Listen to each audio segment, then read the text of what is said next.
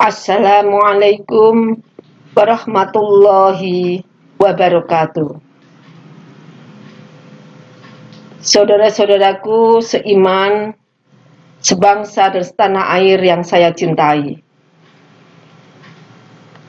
Dan tidak lupa kaum muslimin dan muslimat dimanapun berada. Kali ini saya akan meneruskan pada penyampaian materi yang sebelumnya sudah pernah saya sampaikan dengan tema peran ibu dalam pendidikan anak di masa pandemi.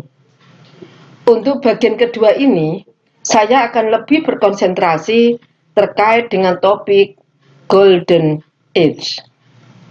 Golden Age ini mengapa saya angkat tersendiri? Karena memang materi ini sangat menarik, yang tidak lepas kalau anak dalam masa pendidikan anak itu tidak lepas dari bagaimana pemahaman kita terkait dengan Golden Age ini.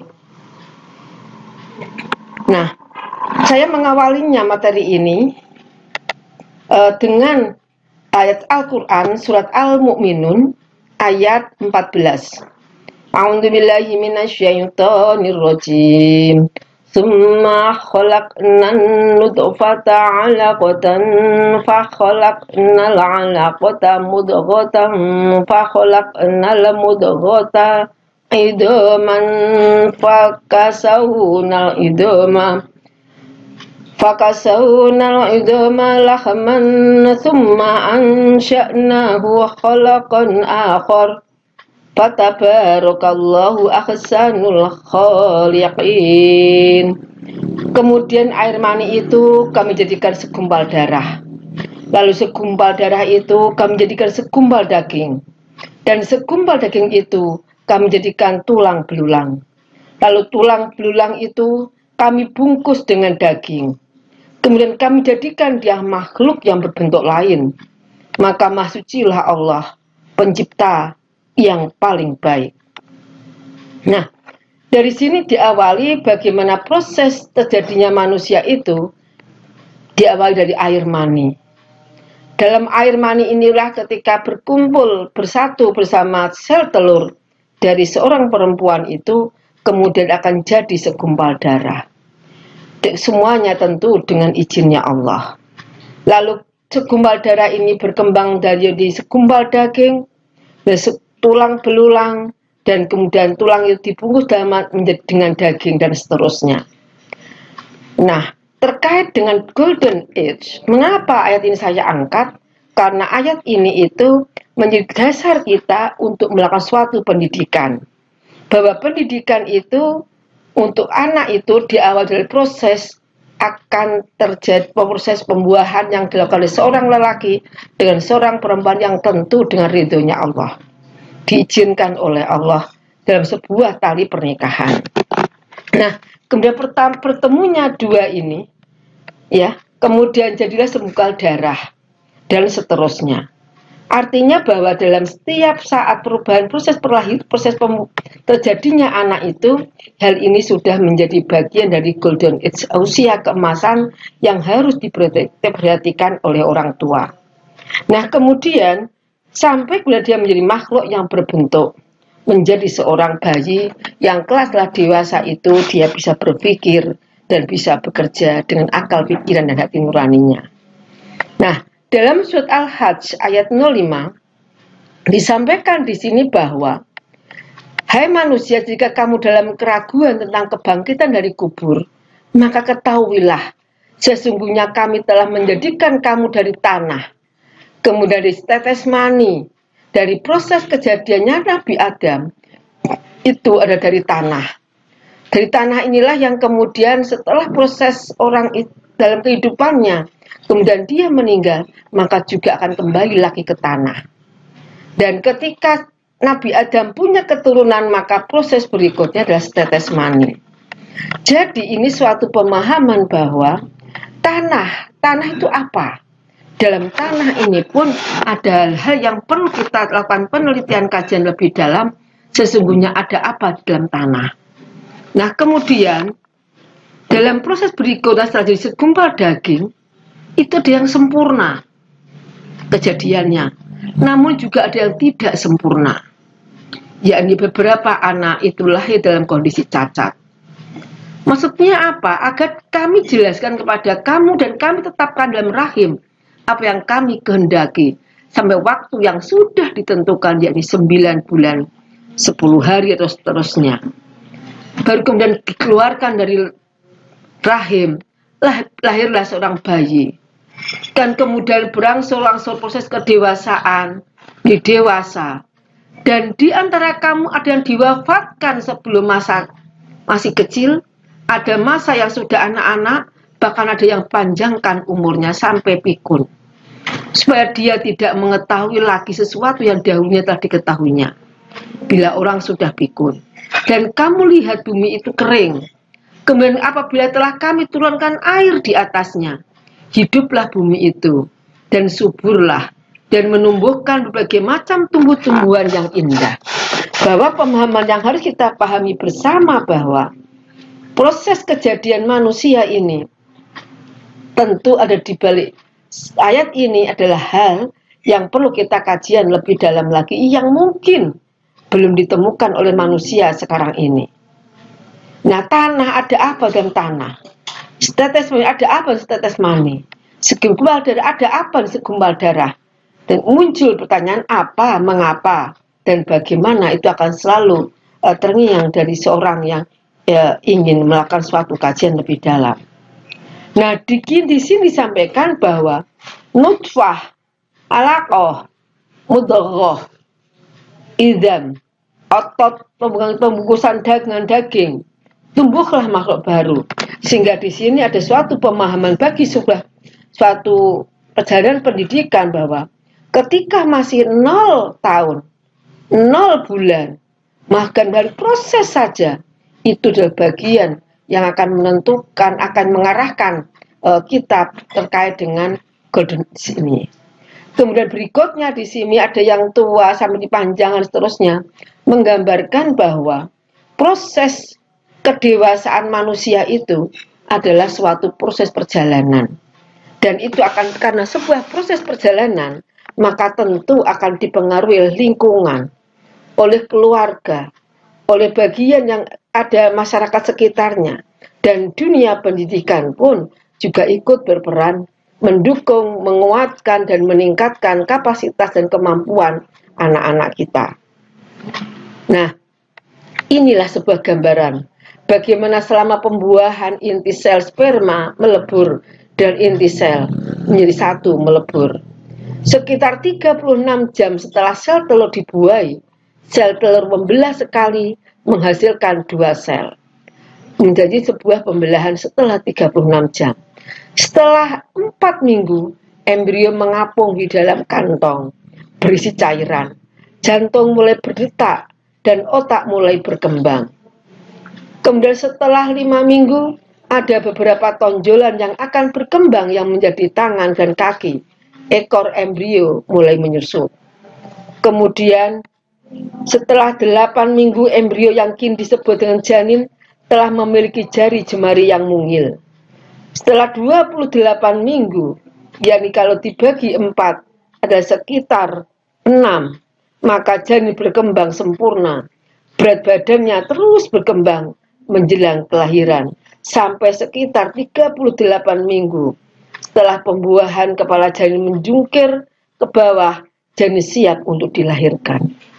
Masya Allah, semuanya ini sudah diatur, rutinitas ini otomatis di dalam rahim kita.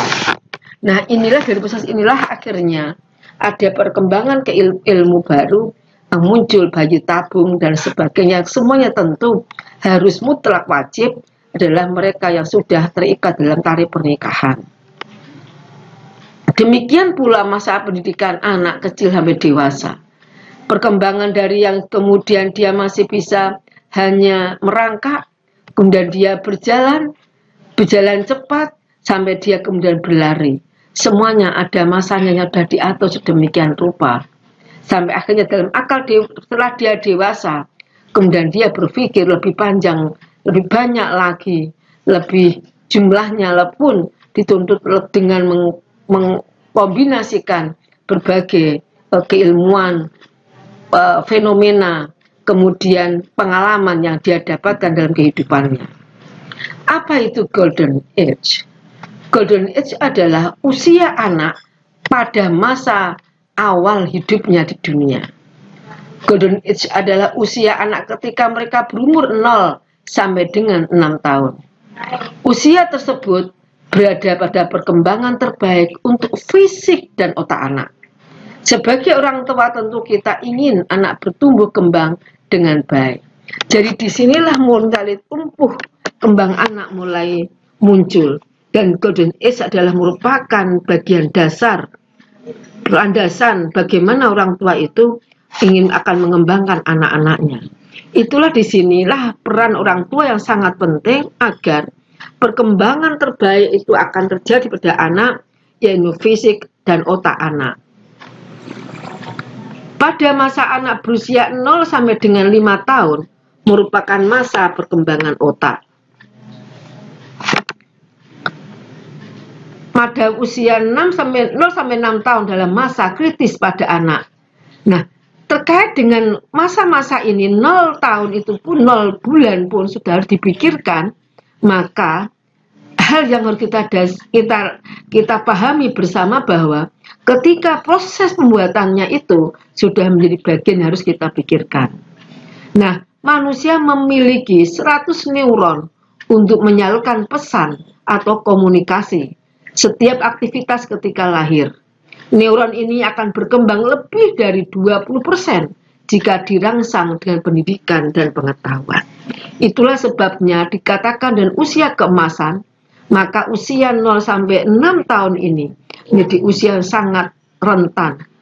Usia emas, karena merupakan usia emas, maka harus betul-betul dioptimalkan kemampuannya. Jika tidak, maka itu perkembangan berikutnya itu bisa menjadi mungkin anak itu perkembangannya kurang bagus.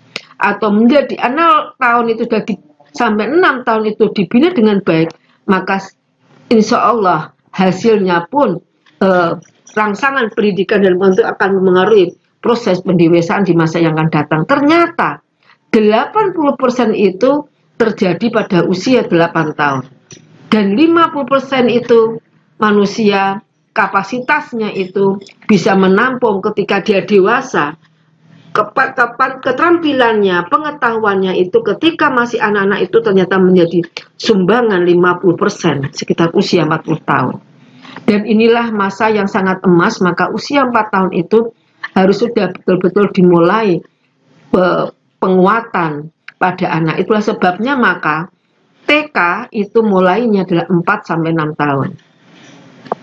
Nah, diyakini mencapai puncak tertingginya itu pada usia 18 tahun.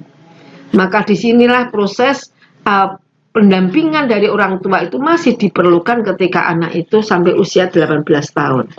Nah, disinilah kemudian baru diizinkan untuk bisa menikah. Merupakan masa untuk mulai mengenal sosialisasi sekolah, kelompok, menjelajah, bermain, meniru, dan kreatif. Itu sudah bisa dimulai sejak usia ini. Nah, ini adalah penggambaran otak golden age usia 0 sampai 6 tahun, di mana perkembangan itu akan mencapai puncak pada anak, bahkan menjadi penyumbang ketika dewasa. Sekitar 80% itu disubsidi dari perkembangan ketika dia masih anak-anak. Cara pendampingan pada awal tumbuh kembang anak, yakni bersikap hangat, penuh kasih, dan responsif. Jadi yang berikutnya, bicara, bahasa, dan menyanyi adalah untuk anak. Disinilah peran orang tua bagaimana penuh kehangatan untuk mendidik anaknya. Sangat tidak pas, amat sangat tidak pas. Bila usia-usia 0 sampai 6 tahun itu anak diperlakukan seperti dewasa. Karena masanya itu adalah masa yang tidak sama dengan orang dewasa. Nah, disinilah pendampingan orang tua itu menjadi sangat penting. Membuat rutinitas harian, karena kita pahami bersama bahwa karakter itu akan terbentuk karena rutinitas yang kita lakukan. Kalau rutinitas itu dilakukan sejak kecil, maka akan terbentuk kebiasaan-kebiasaan yang dilakukan anak ketika dia dewasa nanti. Mengawasi permainan apa yang aman dan untuk anak. Apalagi sekarang masa gadget. Nah, gadget di sini maka orang tua harus melakukan pendampingan. Jangan sampai salah anak itu membuka konten-konten yang memang belum layak untuk diterima anak. Selektif memilih tontonan TV untuk anak. Dan nonton TV maupun gadget pun itu harus diperhatikan karena anak sering nonton televisi maka konsentrasinya itu tidak bagus. Menjadi kurang semangat untuk fokus pada satu titik karena terbiasa di televisi atau di gadget itu adalah begitu cepatnya proses pemindahan dari suatu cerita ke cerita yang lain, dari gambar yang satu ke gambar yang lain.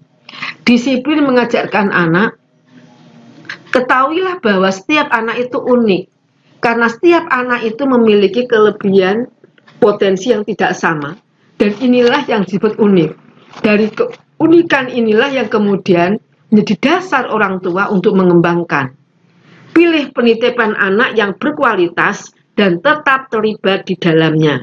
Tidak bisa kita hanya melepaskan pembimbingan, perawatan dan pendampingan anak itu pada full semuanya pada orang lain.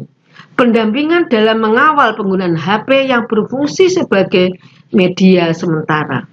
Jadi HP yang kita miliki itu boleh ditunjukkan kepada anak tapi tidak boleh sering dan harus didampingi dan kemudian pada konten-kontennya itu kita tunjukkan yang pas.